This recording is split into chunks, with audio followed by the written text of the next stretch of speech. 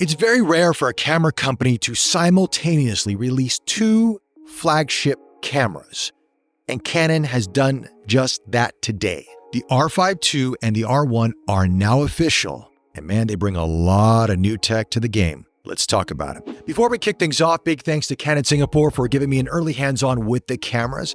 With that said, I had about an hour or so total, so this is not going to be a full review. I didn't get to try all the features out there, but I got an idea how they perform with a little bit of fast action with dancers, and I walked away very, very impressed.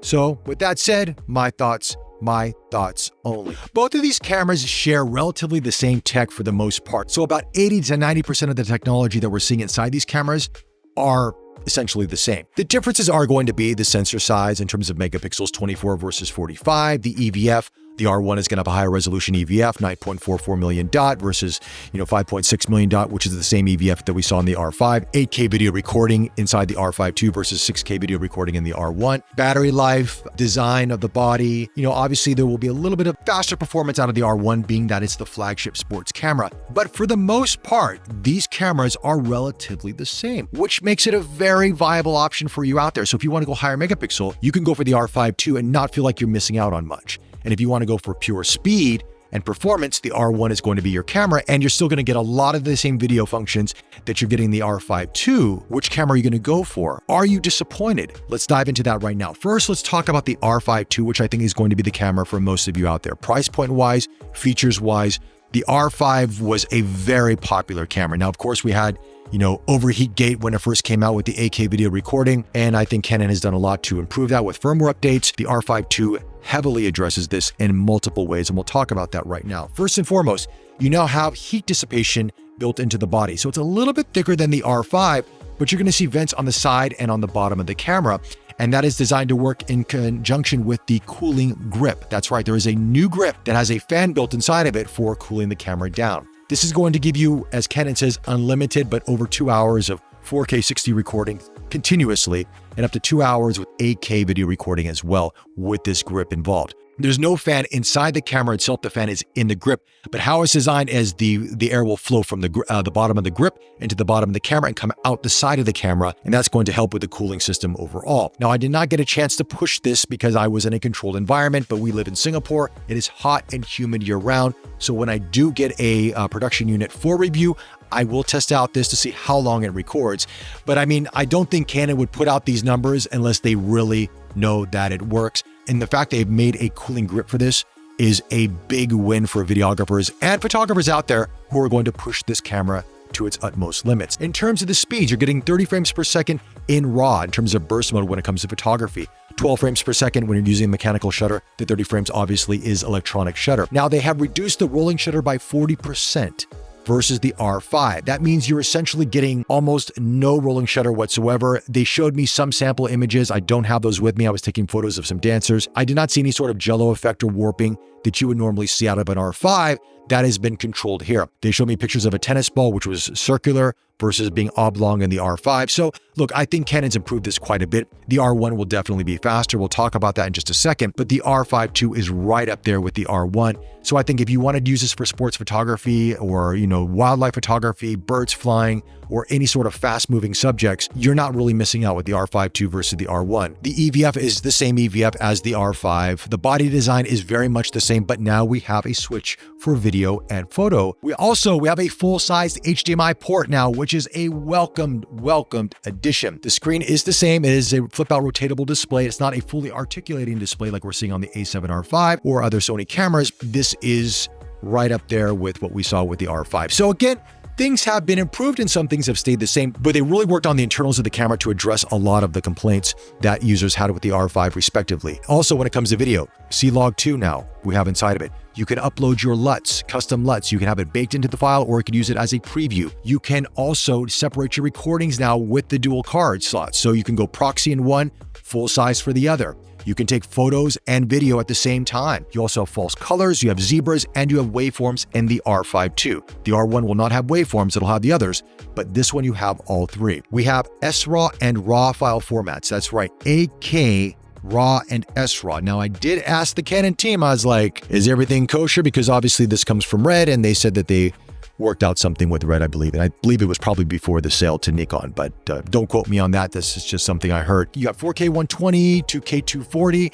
You've got all the resolutions that you could ever want inside of this. And if you want to record externally, ProRes RAW as well. Canon essentially has finally given us the hybrid video photo camera we have been wanting from them for a long period of time. They've always been protecting the cinema line. And yes, the cinema cameras, the new cinema camera does have some features this doesn't have, but for the most part, they're bringing a lot of those features here into a more consumer camera body for hybrid photographers and videographers out there, because the demands are getting to be much more professional and it makes more sense. And I'm glad Canon is doing this. We got to talk about the autofocusing.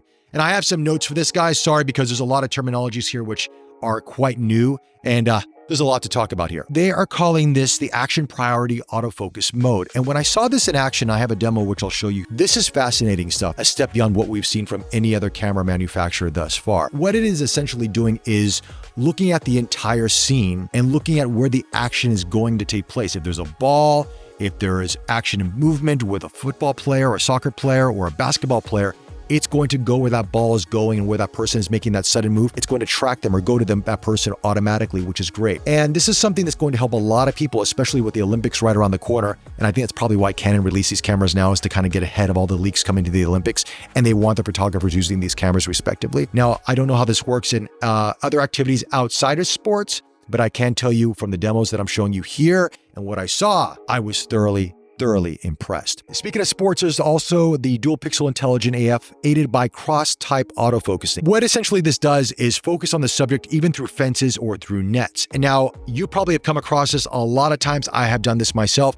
I was taking some photographs one time at a 1FC event, which is very similar to UFC here in Asia. I was getting just fence shot after fence shot, obviously with the cage and everything else. I had to manually focus to keep focus on the subject fighting inside the cage. Now with this technology, it's going to bypass that and still focus on the subject. Another feature that we've seen from other camera manufacturers, where you can register the face for, face priority. I believe Sony has this they've had it for a number of years. Canon has taken it a step further. And what this does is when you register the face, and you can do this by taking a photo of the person or from an existing image on the camera itself. So you can arrange the faces from, I think you have 10 slots inside the camera.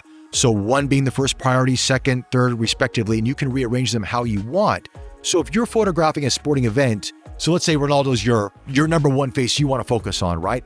It will focus on him. But when he's not in the scene, it will look for number 2 and number 3. But if everybody's in the scene, it will go to 1. Then obviously you can change how you want to change. But the nice thing is it's not just focusing on the front of the face, but the side of the face as well and that person. This is going to give you a lot more when it comes to subject tracking than we've ever seen before. It's kind of a step up from what Sony has. And I think this is going to be a welcomed addition, especially for the Olympics. Again, this is all due to the Olympics, in my personal opinion, why we're seeing this come out now. That's some of the new technology when it comes to autofocusing. Obviously, there's going to be more that we'll test out as time goes on. Let's talk about 2 new features that we have not seen before. One addresses pixel shifting and one addresses noise reduction. And we've used this kind of software, let's say in Topaz Denoise or Lightroom Denoise, and you always have to use a third-party software. Canon is having it built into the camera itself. And also, besides noise reduction, is 4 times upscaling inside the camera. Now, I did not get a chance to try this out. I will do this for the full review. I did see samples, and I don't have those samples here with me, unfortunately, so you're just gonna have to go by what I'm saying here on camera. But I saw the noise reduction and it looked really good. The detail was there, the noise reduction was there, the shadows, the highlights, the texture of the skin was there. It was impressive. Now, again, Canon has told me this is not going to replace third-party software. I mean, you can still use that. This is just an aid to get you going, because sometimes these cameras and this kind of technology will be used for photographers that are in the field.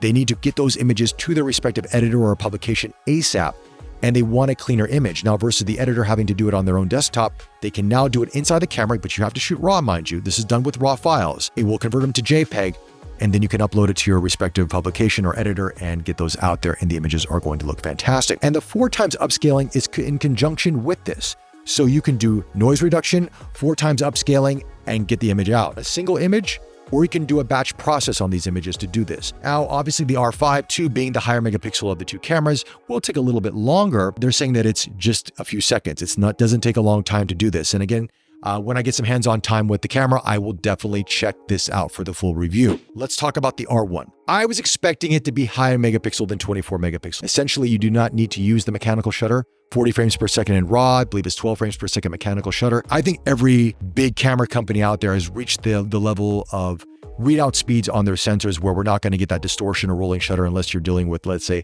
higher resolution sensors or cameras that aren't designed for sports or for fast action. The one thing on the R1 that stood out to me more than anything else, and it's the first thing I noticed on the R1, that EVF. Guys, this is probably the best EVF I have ever used on a camera thus far. Medium format, full frame.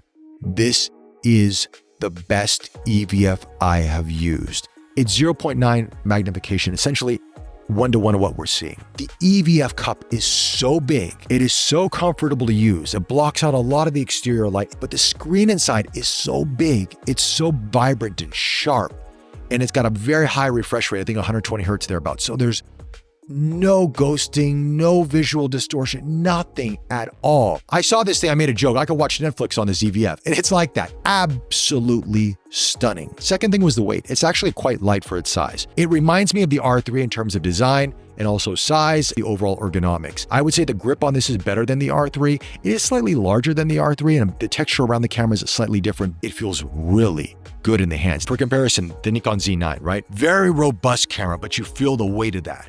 The R1 is lighter than the Z9. It is still the same display as the R3, so it's going to flip out rotatable display. It's not going to be a tilt up and down display. So I know some people will argue, why didn't they do this? Because this is more of a photographer's camera than a videographer's camera. But still, you're getting a lot of the same video features as the R5 II in the R1. Up to 6K video now you get inside of this. 4K 120, 2K 240. I don't know if there's a crop in any of these. I didn't see that. 8.5 stops of image stabilization on both cameras. You've got a great hybrid camera as well. So again, if you're into sports and wildlife photography and this 24 megapixel camera is what you want, you're getting a fantastic system. Now, I tried the R1. I wasn't able to save any images off the R1 because it's still a prototype for them. And that's coming out later than the R5 II. But I got a chance to go hands-on with it. And I was like, damn, this thing is fast. It is really quick. Personally, I wish we were above 24 megapixels, but I'm hearing nowadays 24 and 45 is the sweet spot for majority of these camera manufacturers now.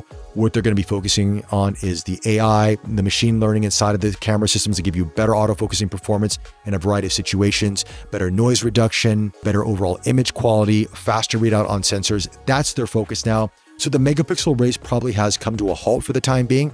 I think 60 megapixels will be the max that we see. I could be eating my words in 6 months from now, but 45 and 24 are the sweet spot. We see it from Nikon, we're seeing it here from Canon, but the new technology in these cameras are absolutely fantastic. Even it's got pre-capture now too, up to 5 seconds pre-capture, which is awesome. Awesome. Look, there's so many features. I don't want to sit here for 30 minutes and go through all of it. I will just say I walked away from this demonstration impressed and excited to see what the future holds for Canon, and excited to get hands-on review to really take these through their paces. If you like this video, hit that like button, subscribe to the channel, more content on the way.